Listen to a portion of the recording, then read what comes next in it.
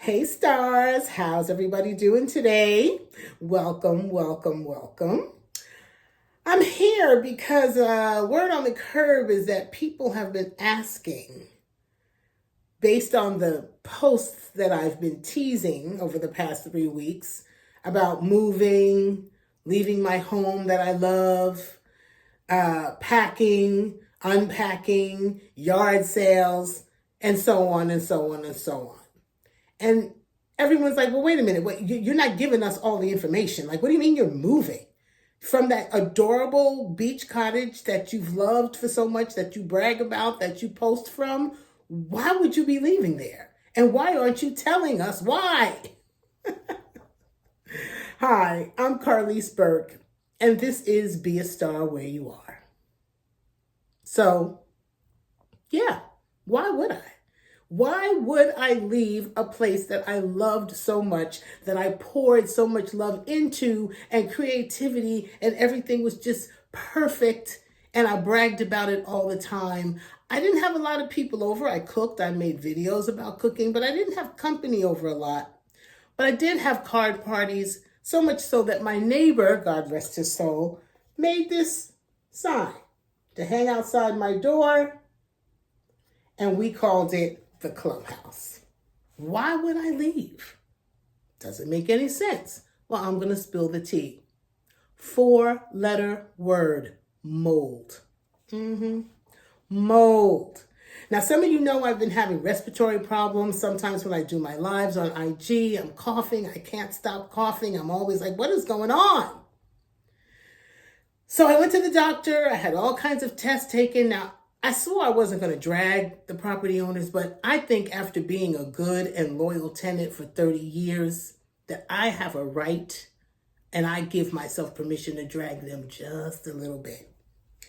So back to going to the doctor, checking the respiratory, da-da-da-da-da-da-da.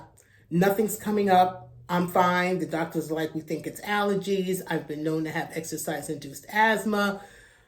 So that's what I thought it was. But something said, well, just put your symptoms in the internet, Chat GPT, AI or something, just see what comes up. Well, on the list was mold. Mold. Maybe it could be mold. So I asked the property owners, well, actually I told them what was going on and that I wanted to have the house tested. Because if it is mold, then don't you think I need to know about it? Yeah. So we have the place tested, and yes, there's mold all over the house. The most toxic being in my bedroom, where I sleep and breathe unconsciously for like 9 hours a day. The most toxic mold is in my bedroom. So I tell the property owners, I'm like, what do we do now? And they say, well, they didn't say anything really. I kind of ran the show because I did my research. And I knew that the next thing to do was to bring in remediation companies to find out what we need to do to rectify this problem. That's when the property owners got real tacky. Yeah, things got really nasty at that point. They blamed me for the mold. I know. That's when I knew we had a problem. There was lying, blaming, gaslighting. And I, to make a long story short, got to the point where I was like, you know what? This is not going to work. I'm not going through remediation with you because I know, I'm speaking to my landlord, this is ridiculous. I know how you operate. You're mad at me, and you have no regard for my health or my safety. None whatsoever. I no longer felt safe there. I certainly didn't feel supported, and I definitely didn't feel respected.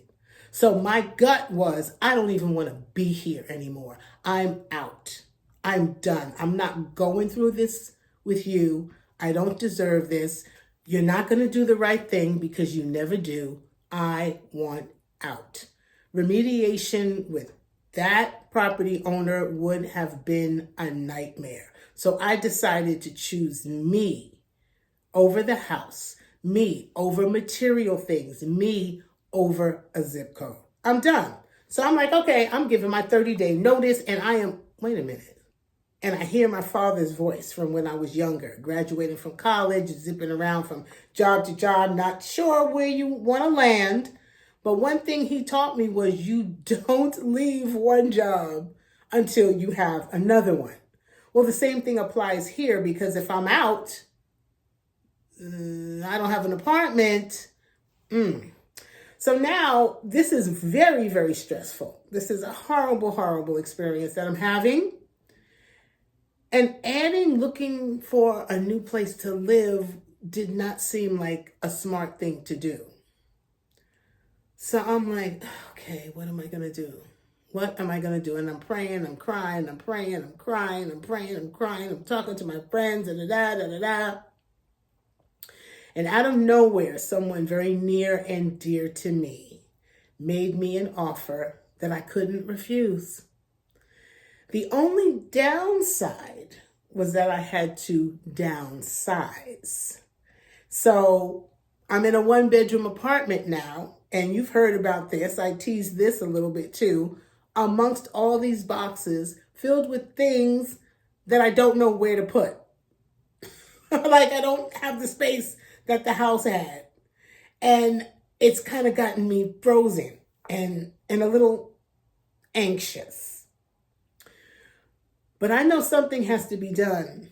And by doing this video, I have now made myself accountable to you. The next time I do episode 2, because this is episode 1, I will have made some progress. I'm not going to say that the apartment is going to be perfect. I do have a vision. I'm just having like momentum issues. I can't seem to figure out what to do to make it home. But it's going to be home, and it's going to be cute. And I want you to stay tuned, because I will let you know the progress. So, you want to know where I live? You want to know where I moved to? You'll have to check in next week to find out. I'm not telling you yet. I may tease, because y'all know I like to tease. I may take some photos in the community, but I'm not going to leave today without telling you this one piece of information. 1 week after I moved to my new place, I found myself in the city hall, chopping it up with the mayor. And next thing I know, I'm being invited to be an advocate for tenants' rights. Okay? Can you believe that? I mean, it's, talk about remediation. It's, I don't know. It's what? What is it? Put it in the comment. What was that? It was a higher power for sure. I don't talk about my spiritual beliefs a lot, but I do believe in a higher power. I call him God. I don't know if you do or what you call your higher power or whatever, but I do believe that all of this is divine intervention, because the things that are happening, I could not have orchestrated. I probably manifested them by the choices that I made, but it's amazing. It's amazing. I mean, I was in a really, really dark place, and I didn't see any light at the end of the tunnel.